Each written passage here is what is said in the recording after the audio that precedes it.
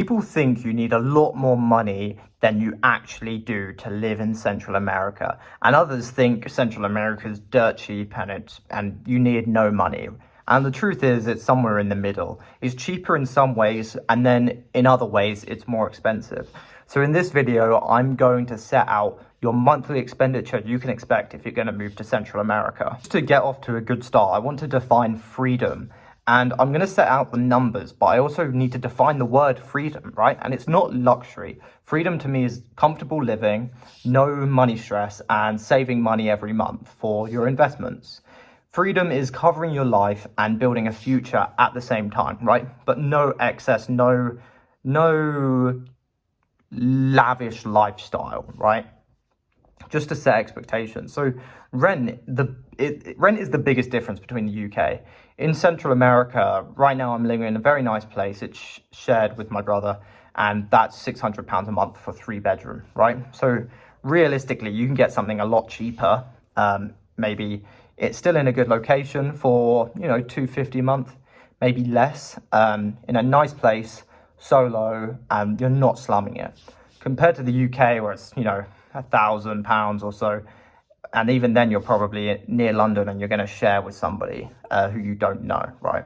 And it's often smaller and just nowhere near as nice as this. So housing costs immediately cut your living costs in half, right?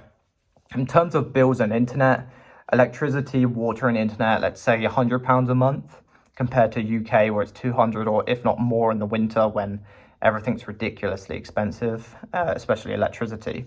And this is just because the labor's cheaper.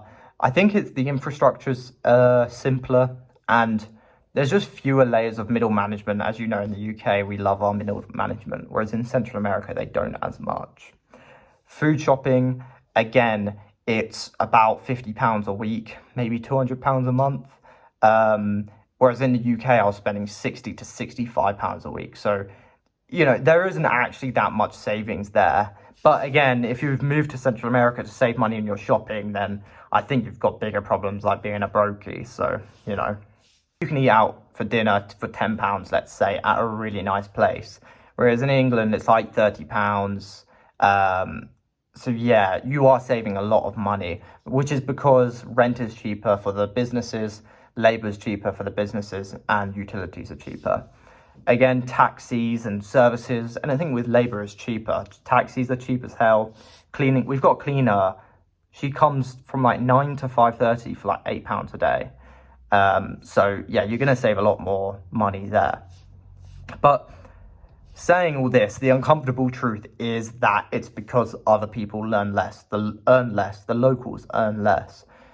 I live well because my income is high in relation to or relative to the local economy, right? But having said that, right, the local people, they aren't miserable. They're actually quite happy. I think they're happier than people in England personally. So, that is the honest truth, is that it's because they earn less, right? And your comfort is built on on a different income scale, right? That's the reality.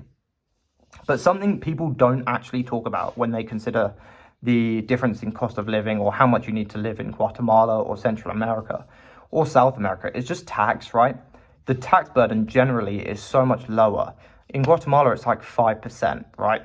And that means is that £2,200 earned here is not equal to £2,200 in the UK, right? And net income, what you take home, does matter a lot more than what you take home gross, like on paper, right? So your money goes so much further because you're not paying 20-40% tax.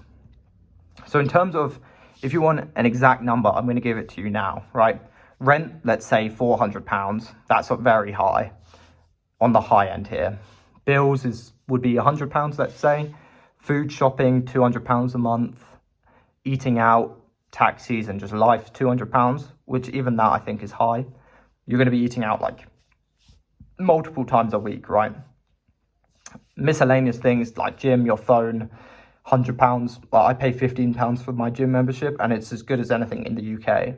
If not, like, I'd rather work out somewhere a bit worse because they're a bit stringent on the rules. But anyways, so that comes to £1,000 to £1,100 to live there.